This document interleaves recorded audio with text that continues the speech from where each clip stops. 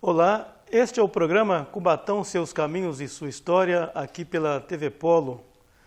No programa de hoje nós vamos falar um pouquinho sobre o livro 1822, de autoria do jornalista Laurentino Gomes, e da relação deste livro com a nossa cidade, com Cubatão. Mas antes de falar um pouco sobre esta história, um pouquinho sobre o autor, né? Laurentino Gomes, autor da trilogia 1808, 1822, 1889. São 3 livros, portanto, que conta aí, 1808, a saga da vinda da família real portuguesa para o Brasil. Este livro, 1822, todo o processo que envolve a independência do Brasil.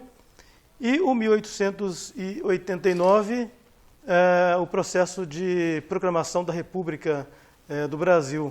Esses 3 livros, o primeiro lançado em 2010,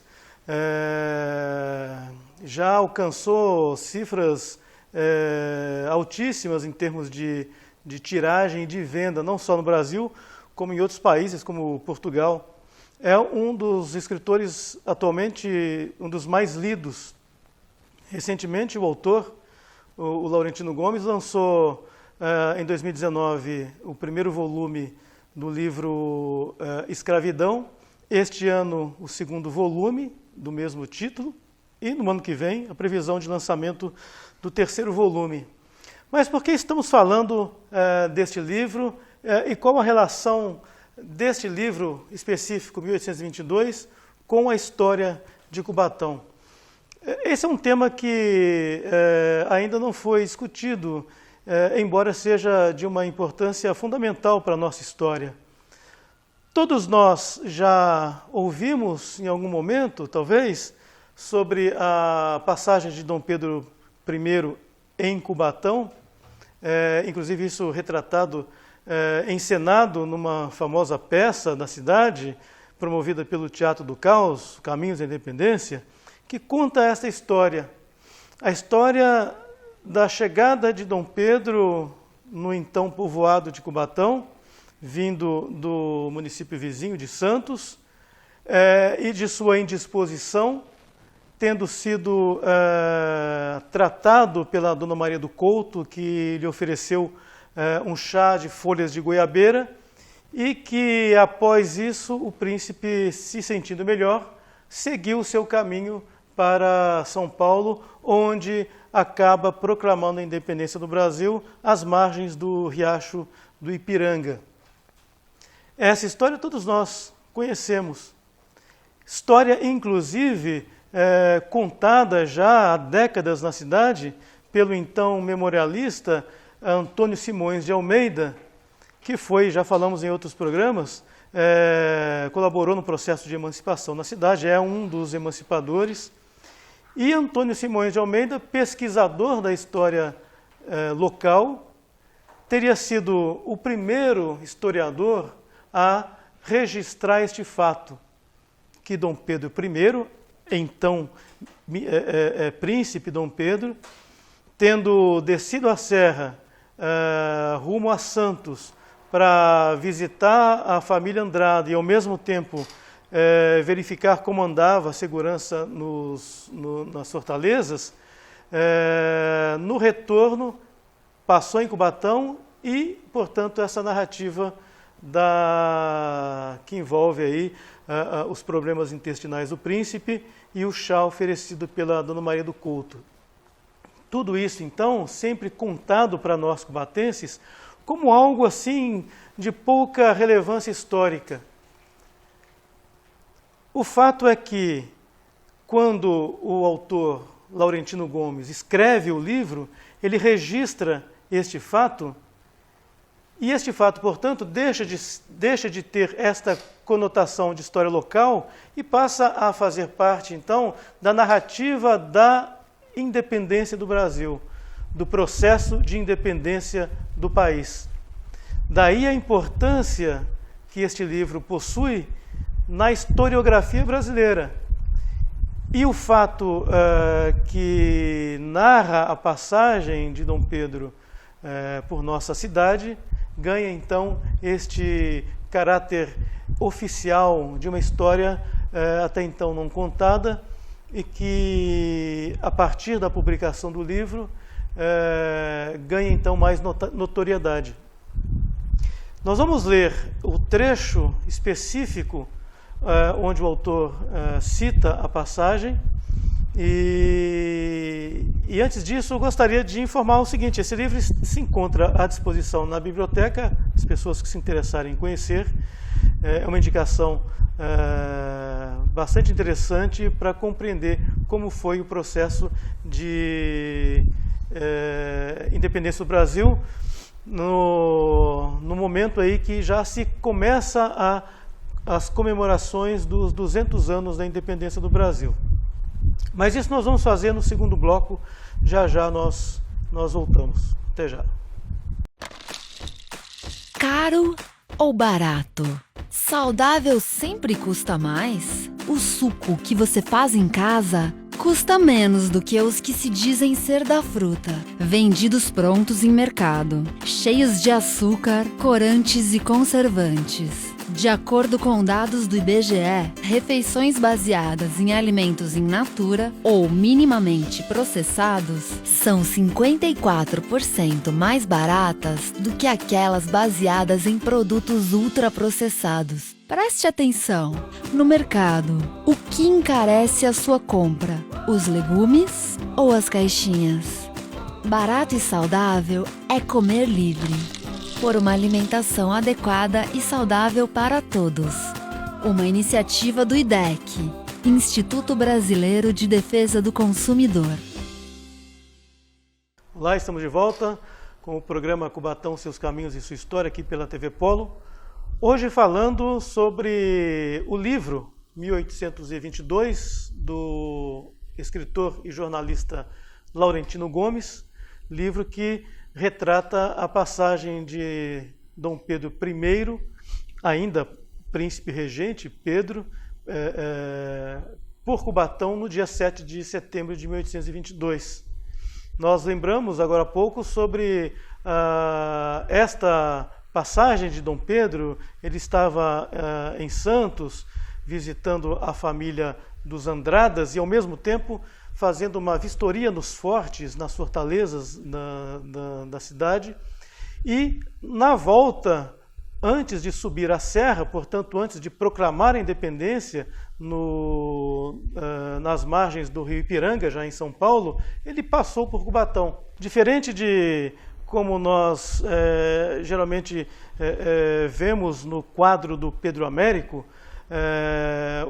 Dom Pedro em cima do seu cavalo, com todas as pompas, numa visão muito ufanista da realidade, Pedro estava montado numa mula ou num muar que era muito comum na subida e na descida da serra pela calçada de Lorena. Vestia como um tropeiro mesmo. E foi esta a realidade com a qual Dom Pedro e toda a sua comitiva chegou a Cubatão. E o livro 1822 do Laurentino Gomes retrata esta passagem da seguinte forma: é neste momento que a historiografia local contada por Antônio Simões de Almeida ganha uma notoriedade importante num livro que, como nós falamos, já foi publicado com milhares de tiragem e, ao mesmo tempo, lido por milhões de pessoas, não só no Brasil, como em Portugal e em outros países. Sobre a passagem, então, o autor cita o seguinte: foi, portanto, como um simples tropeiro coberto pela lama e a poeira do caminho, às voltas com as dificuldades naturais do corpo e de seu tempo, que Dom Pedro proclamou a independência do Brasil.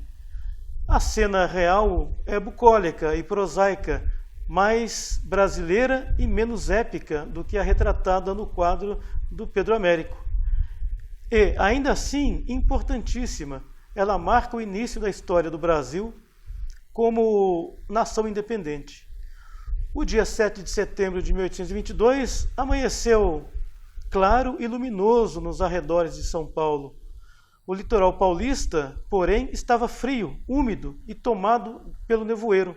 Faltava ainda 1 hora para o nascer do sol, quando Dom Pedro saiu de Santos, uma cidadezinha de 4.781 habitantes, onde passara o dia anterior inspecionando as 6 fortalezas que guarneciam as entradas pelo mar e visitando a família do ministro José Bonifácio de Andrada e Silva. Sua comitiva era relativamente modesta para a importância da jornada que iria empreender. Nas primeiras horas, ainda sobre a luz difusa do amanhecer, a comitiva percorreu de barco os canais e rios de águas escuras dos manguezais entre Santos e o porto fluvial de Cubatão, vilarejo com menos de 200 habitantes ao pé da Serra do Mar. Neste local, Dom Pedro encontrou animais selados e o restante da guarda que o acompanharia até São Paulo. A subida da serra, porém, teve de ser retardada. Prostrado pelos problemas intestinais, o príncipe refugiou-se na modesta estalagem situada à beira do porto. Maria do Couto, responsável pelo estabelecimento, preparou-lhe um chá de folhas de goiabeira, remédio ancestral usado no Brasil contra a diarreia. A ação do chá apenas aliviou temporariamente as dores do príncipe, mas deu-lhe ânimo para prosseguir a viagem. No meio da manhã, a comitiva começou a lenta subida pela calçada do Lorena, que era uma das mais sinuosas e pitorescas estradas do Brasil. Batizadas com o nome do capitão-general Bernardo José Maria de Lorena, que a mandara construir em 1790, seguindo uma antiga trilha dos padres jesuítas.